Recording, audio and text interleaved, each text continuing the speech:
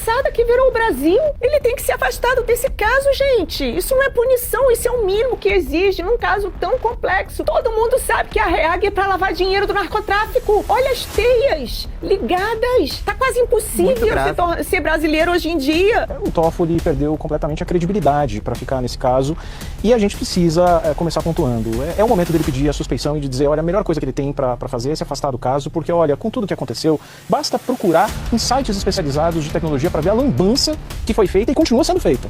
O Toffoli não apenas deveria ser afastado do caso que ele investiga, ele deveria passar a ser o investigado. Ele, o irmão, o tio, o primo e a mulher do Toffoli, vale aqui também lembrar que ela foi sócia de um dos advogados do Vorcaro. Pessoal, quando nós chegamos em uma situação em que um jornalista ele tem mais conhecimento sobre o assunto do que o juiz do Supremo Tribunal Federal, é porque a coisa tá feia. Não, sinceramente. Veja só a análise que esse jornalista da CNN vai fazer com relação à busca e apreensão que a Polícia Federal fez a mando do Dias Toffoli. Veja só a análise, veja só o que ele vai transmitir de conhecimento e me diga você, um simples jornalista, ele teve essa ideia, ele puxou isso da cabeça, ele inventou, ou ele tem muito mais conhecimento do que o próprio juiz que mandou a Polícia Federal pegar todas as provas encaixotadas, fechadinha, lacradinha e colocar no gabinete dele como se ele fosse um perito, como se o juiz fosse um investigador? É inacreditável. Até um simples advogado sabe que esse juiz do Supremo está totalmente errado. Mas olha só essa análise aqui na CNN, porque isso aqui é bizarro, é surreal. Já ultrapassou todos os limites do que se diz ser um país democrático, do que uma corte democrática deveria ser. Olha só essa análise sensacional desse jornalista na CNN. Ele deveria ensinar o Dias Toffoli como se comportar, como agir. Eu acho que esse jornalista deveria ser indicado ao Supremo Tribunal Federal. Olha isso aqui, pessoal. Mas antes, deixa aquele like, curte, comenta, compartilha, se inscreva no canal. E olha só o que ele vai falar com relação às trapalhadas do Dias Toffoli. O Toffoli perdeu completamente a credibilidade para ficar nesse caso e a gente precisa começar pontuando. É o momento dele pedir a suspeição e de dizer, olha, a melhor coisa que ele tem para fazer é se afastar do caso, porque, olha, com tudo que aconteceu, viagem no jatinho para assistir final da Libertadores com o advogado do Banco Master, tentativa de acariação, de se transformar o Supremo numa delegacia de polícia no meio do recesso do judiciário. E com as trapalhadas de hoje, para bem da credibilidade da investigação, isso é o melhor que há que se fazer. O William estava me dando o trabalho de pesquisar do ponto de vista da tecnologia. Basta procurar em sites especializados de tecnologia para ver a lambança que foi feita e continua sendo feita na busca e apreensão de hoje. Primeiro, é importante destacar o seguinte. Desde 2024, os sistemas Apple e depois 2025 o sistema Android da Google tem uma trava que se chama Before First Unlock. Se você deixa um celular mais de 72 horas sem extrair os dados, esses dados se perdem. Isso é uma trava de segurança dos sistemas. Então, se esses celulares iam ficar armazenados no Supremo Tribunal, o Supremo não ia conseguir acessar rigorosamente nada. A partir do momento que eles também não vão para a PF, Toffoli se corrige e passa para a PGR, ele dá um tempo adicional valioso para que os investigados consigam alterar dados guardados na nuvem. Então, isso do ponto de vista da investigação é uma falha tremenda, que por si só compromete todos os desdobramentos daqui em diante. Que a Globo e principalmente a Globo News é um setor de esquerda, isso não é novidade para ninguém. Eles apoiam o Lula, isso aí é declarado. Eles não têm vergonha de demonstrar isso nos seus programas e editoriais. Agora vejam só, quando eles reconhecem que o Flávio Bolsonaro está se dando bem nessa disputa para as eleições de 2026, a Globo reconhecendo que Flávio Bolsonaro é um candidato forte. Olha só, isso aqui é inédito. Você vê um anúncio desse, você vê a jornalista, ainda que contra sua vontade, falando de que o Flávio Bolsonaro está indo muito bem, e é porque nem começou, né, a campanha, e é porque o Flávio Bolsonaro não está nem rodando o país, mas o posicionamento dele já o credencia a disputar um segundo turno com o Lula. E eu acredito que tem chance de ganhar. Não sei qual é a sua opinião. Eu estou com Flávio Bolsonaro. Olha só essa análise aqui dos esquerdistas da Globo News. Território do Lula. Veja só. Otávio, eu acho que essa pesquisa está demonstrando que o Flávio está conseguindo absorver uma aceitação para além do bolsonarismo. Porque a gente fala ali que o bolsonarismo tem em torno de 15%, ele conseguiu absorver um público maior. Quer dizer, caso ele seja o candidato que vá para o segundo turno contra Lula, porque tudo se desenha aí um segundo turno, olhando a preço de agora, algo daqui a 10 meses, o que a gente consegue ver é que Flávio traz uma adesão de muitos votos que são exatamente votos de eleitores que rejeitam Lula.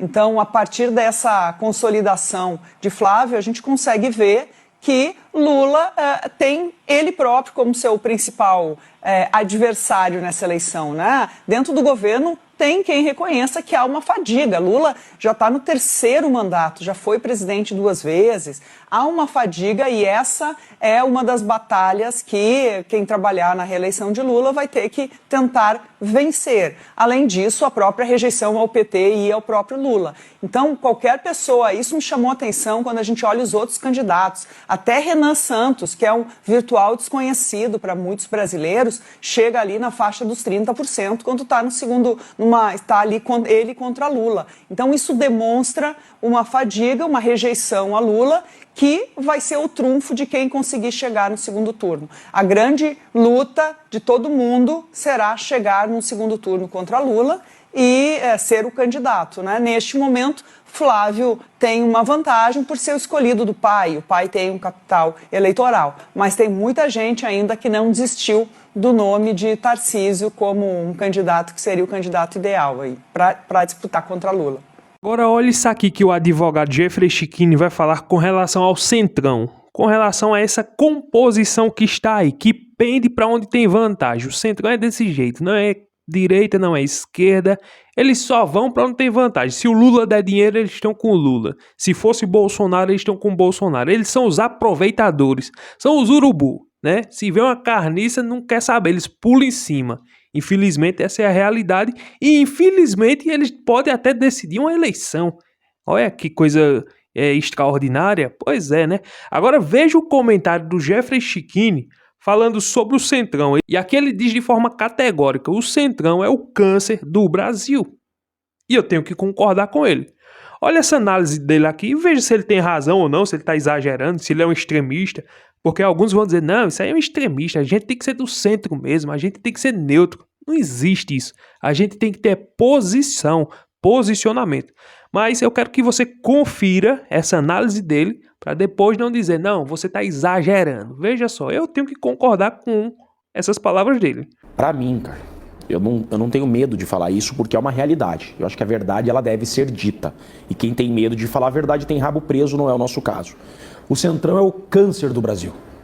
E eu digo isso porque é bíblico que o morno ele é vomitado. Ou você é de direita ou você é de esquerda. O Centrão é aquele que diz o seguinte: eu tenho preço. E quando você tem preço e não valor, você não merece respeito. Então, é melhor que você tenha valor do que você tenha preço. O Centrão, ele representa tudo aquilo que nós devemos lutar contra a política. O Centrão é o político profissional. O Centrão é o cara que vê na política uma oportunidade de ganhar dinheiro, de tirar vantagem.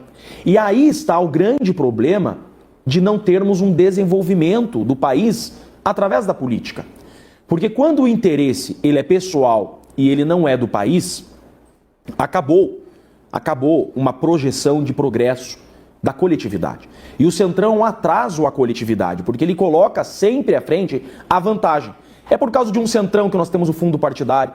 É por causa do Centrão que nós temos um Alcolumbre na presidência do Senado, um Hugo Mota na presidência da Câmara. É por causa do Centrão que nós temos as emendas parlamentares.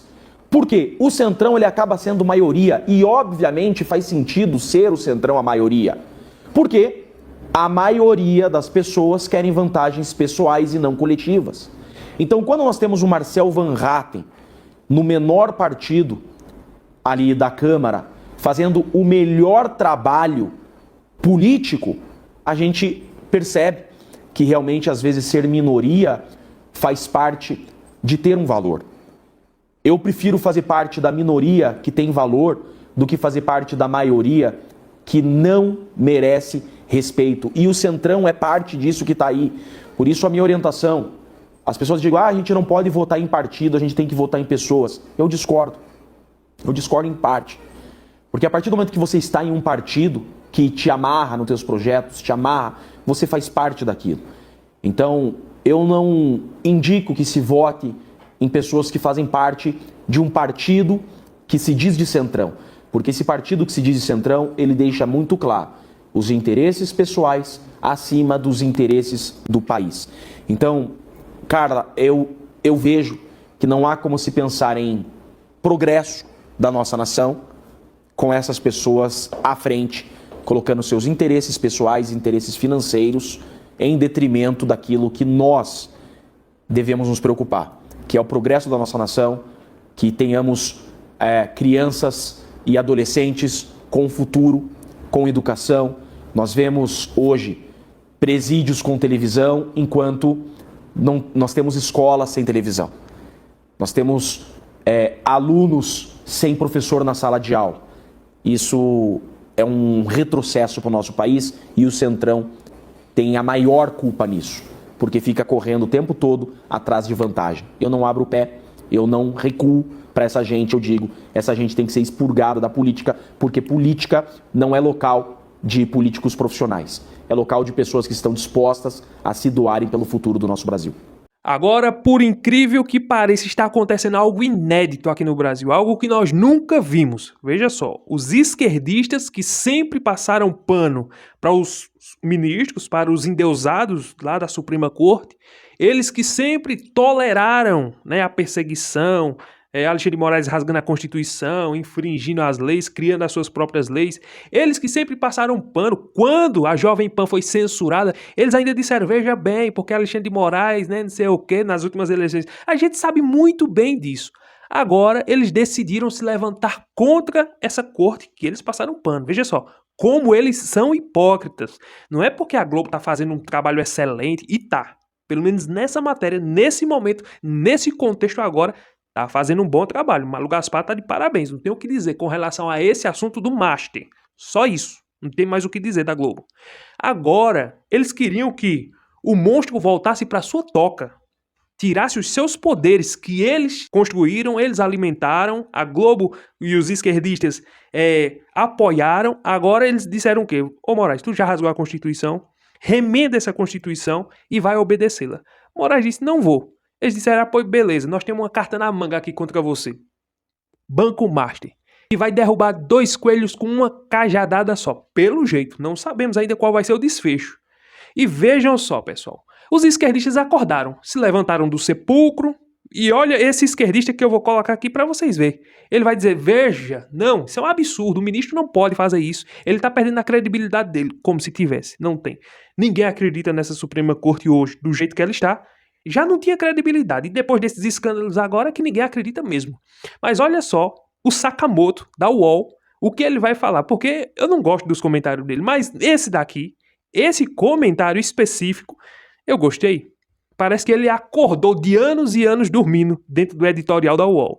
Olha isso aqui, pessoal. Tão bom ver jornalistas lulistas que passaram anos aplaudindo todo tipo de abuso cometido por ministros do STF, como se nada estivesse acontecendo, agora acordando do sono profundo, indignados com o que o ministro Dias Toffoli está fazendo em relação ao Banco Master. Vejam aí. Na minha avaliação, é bizarrice mesmo. É bizarro, né, que um ministro tenha autorizado uma operação da Polícia Federal e depois tenha pedido para que todo o conteúdo apreendido pela força policial, que é a instituição responsável por investigação, encaminhe tudo para ele lacrado, para ele decidir o que fazer. E tá de brincadeira, né? Mas tá muito de brincadeira, né? O que o Toffoli quer com isso? É a polícia que é capaz, a polícia pegar os celulares, pegar o celular do Fabiano Zettel, pegar os dados do Vorcado, pegar os dados dos familiares, de tudo, e investigar. Do Tanuri, do Mansur, tudo investigar, verificar conexões, O que o Toffoli quer fazer com isso? Por que o Toffoli pediu para tudo estar lacrado e para ele? Esse tipo de comportamento começa a levantar suspeitas contra o ministro do Supremo Tribunal Federal. Por que ele está fazendo isso? Pessoal, eu também quero trazer aqui os comentários do jornalista Eduardo Oneg, que é um dos que está batendo forte, fazendo sérios questionamentos. E aqui ele vai fazer a pergunta de $1 bilhão. Por que os ministros estão querendo esconder esse caso do Brasil? Eles são figuras públicas, são juízes do Supremo Tribunal Federal, não receberam voto de ninguém, mas nós, brasileiros, pagamos o salário deles. Nós pagamos a mordomia deles, a segurança deles. Nós pagamos os hospitais caros que eles usam, os carros que eles usam. É tudo dinheiro do nosso bolso, dos nossos impostos. Então, por que nós que bancamos a vida deles temos a obrigação de fazer isso e eles não têm a obrigação de se esclarecer como juízes do Supremo Tribunal Federal? Eles não têm essa obrigação, então, de se expor diante do Brasil e dizer, ó, minha vida é essa, eu sou transparente, eu gastei com isso. Não tem, né? Quer dizer, então, que nós temos a obrigação de bancar eles, mas eles não têm a obrigação de prestar conta da vida deles. E principalmente num caso desse, do Banco Master, ao qual eles estão querendo esconder do Brasil. Eles estão querendo tapar o sol com a peneira, criar uma cortina de fumaça. Estão nus, estão expostos diante do Brasil. O Brasil não acredita mais nessa corte. O Brasil não acredita mais nesses ministros. Não tem credibilidade. O Supremo Tribunal Federal já não tinha. E agora é que não tem credibilidade nenhuma diante do país. A única forma dessa Suprema Corte tentar ganhar a credibilidade do povo brasileiro é se houver um impeachment. Porque o povo brasileiro vai olhar e vai dizer, não, realmente, eles infringiram e estão sendo punidos, estão perdendo o direito de ter a toga e a caneta na mão. Então, estão sendo substituídos. Então, dá para acreditar nessa Suprema Corte. Agora, se continuar do jeito que está, depois dessa corrupção inteira, depois desse caso que abalou o Brasil, porque é o maior esquema de corrupção do Brasil. Tá botando o mensalão, o petrolão e até o roubo dos aposentados no chinelo. Um caso terrível. Se não houver uma punição dos ministros, acabou a credibilidade. Ninguém acredita mesmo. Vai ficar por isso mesmo. Tomara que não, né? Tomara que não. Bora ver o que é que vai acontecer daqui pra frente. Mas olha os comentários do jornalista Eduardo Oneg com relação a essa vergonha. Por que o ministro Dias Toffoli não quer que você saiba o que acontecia no Banco Master?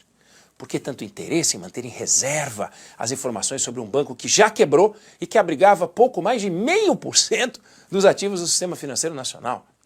Hoje teve mais uma fase de operação da Polícia Federal sobre os escombros do Banco Master, aquelas operações espalhafatosas como são as operações da Polícia Federal, mas a documentação e tudo o que se apreendeu vai ser lacrado e encaminhado ao Supremo por ordem direta de Toffoli. Por que ninguém pode saber de nada, só o Toffoli?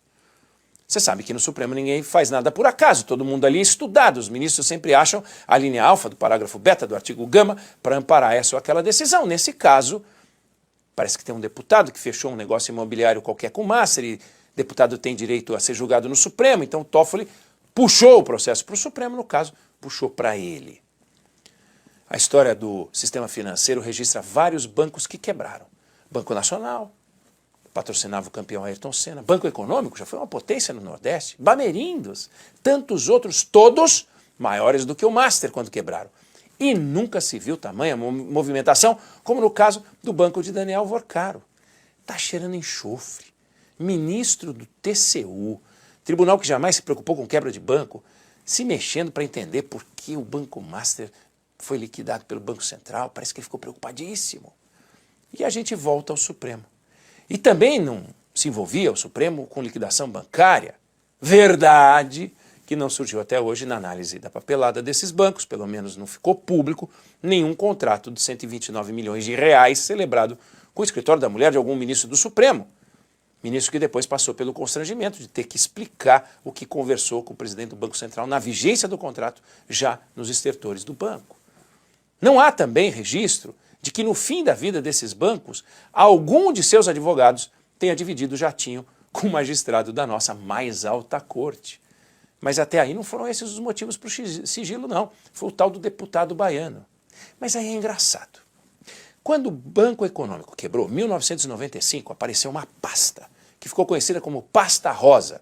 Ela continha a lista de doações do banco para a campanha de políticos. Eram dúzias de políticos, alguns com direito a julgamento no Supremo, como o nosso único deputado baiano agora. E como é que o Supremo agiu naquele caso? Puxou a investigação da Pasta Rosa e deixou o resto com a Justiça Federal, o que não aconteceu agora. Então, mudaram os ministros do Supremo, mudou o nome do banco, mudaram as regras. Por quê? Depois de um comentário desse, olha esse título. É inacreditável, né? Eu vou deixar o comentário com essa jornalista porque é inacreditável. A pessoa já está envolvida em uma barbárie dessa. A pessoa já está envolvida em um escândalo vergonhoso desse, como um juiz, pera aí, um juiz envolvido num escândalo desse. Aí pensa que não, tem um título desse aqui, ao qual o Vorcaro diz que você está envolvido naquilo por causa das bandalheiras. PCC. O que é o PCC? Olha o comentário, não vou nem comentar isso aqui. Olha isso aqui. Não existe justiça onde há conflito de interesses. Isso é tão simples. Olha a palhaçada que virou o Brasil. Ele tem que ser afastado desse caso, gente. Isso não é punição, isso é o mínimo que exige num caso tão complexo. Todo mundo sabe que a REAG é para lavar dinheiro do narcotráfico. Olha as teias ligadas. Tá quase impossível ser brasileiro hoje em dia. Se o judiciário não preservar o mínimo de autoridade moral, o que esperar do Brasil depois dessa? Eu acho que nunca teve um escândalo tão nojento que ligava tantas pessoas aí, centrão, direita, esquerda, tudo, como o caso do Banco Master. E é por isso que eles estão fazendo de tudo para proteger o banco mais fraudulento da história desse país. Esse senhor não tem condições morais de estar à frente desse caso. Todo mundo sabe o que aconteceu em Brasília naquele voo. Todo mundo sabe porque ele botou sigilo. Brasília inteira sabe o que tem no telefone do Vorcaro. Enquanto eu, como cidadão brasileiro, estou aqui ansioso para que o dia desse desfecho chegue logo, porque eu quero que chegue o mais rápido possível. Por quê? Porque eu quero ver no que vai dar. Eu quero ver qual vai ser o desfecho final desse caso do Banco Master. Porque das duas, uma. Ou vai ter punição para o dono do Banco Master, para o Dias Toffoli, para o Alexandre de Moraes, para a esposa de Moraes, ou então vai acabar tudo se resolvendo de forma que os ministros vão se absorver. Eles não vão ser absorvidos. Eles vão se absorver porque são ministros. Quem é que está acima deles? Quem julga esses ministros? Se não existe Senado aqui no Brasil. Então, eu acho, pelo jeito, que você acha que eles vão abrir uma brecha para eles se condenarem? É claro que não, né? Ainda que a Polícia Federal ache prova contra eles, porque já tem demais. Se fosse outra pessoa que estivesse sendo julgada pelo Supremo Tribunal Federal nesse caso, esses juízes aí já tinham bloqueado os bens, já tinham tomado os celulares, já tinham exposto todas as conversas e mensagens de celular, já tinha feito o quê? Feito busca e apreensão, já tinha bloqueado o passaporte, tomado o passaporte, já tinha colocado tornozeleira eletrônica, já estava numa prisão preventiva, já tinha tomado diversas atitudes, se fosse outra pessoa. Como os ministros, nada disso aconteceu. Nada. Pelo contrário, os ministros estão se blindando. Imagina só, imagina se fosse um governador. O escândalo, os ministros salvando o Brasil do Banco Master. Agora, como os ministros que estão envolvidos, eles estão se blindando, porque no final das contas ninguém vai julgar eles não vão estar diante de um juiz, não vão porque eles são o juiz. Que coisa bizarra, né? É coisa louca isso, é surreal isso. Não tem juiz para julgar os ministros. Então, se eles estão na frente do caso, a exemplo disso, o Toffoli, que não deveria estar, se nós tivéssemos um país sério, não deveria estar, mas está, não abriu mão. Quem vai julgar o Toffoli? Se ele está julgando tudo. No final das contas, das duas, uma. Ou vai todo mundo preso, Vorcaro, Toffoli e o Moraes, a esposa do Moraes, vão pagar, vai perder a toga, vai ser afastado, alguma coisa vai acontecer. Ou então, o Vorcaro vai ser absorvido, vai ser ressarcido, vai ser indenizado. Nós, brasileiros, vamos indenizar, porque ele foi vítima de fake news. Os jornalistas que fizeram toda essa denúncia esse tempo todo vão ser investigados, vão entrar no inquérito das fake news. Alexandre de Moraes vai atrás de cada um que levantou essas provas, vai se brincar, vai fazer busca e apreensão, as coisas vão se inverter, porque funciona assim.